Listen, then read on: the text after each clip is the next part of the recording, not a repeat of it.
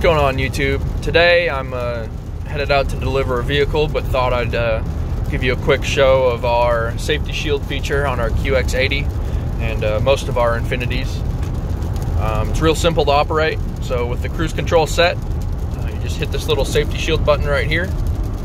That'll activate safety shield. That'll give you your distance control, intelligent cruise control, as well as your blind spot intervention. So if you start to veer to the side,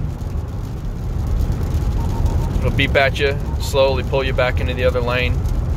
It also keep you whatever distance you want. You can set your distance between 3 different settings for the car in front of you.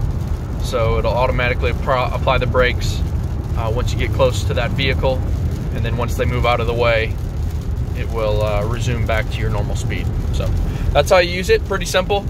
Great feature for long drives. And if you need anything or have any questions, come see us.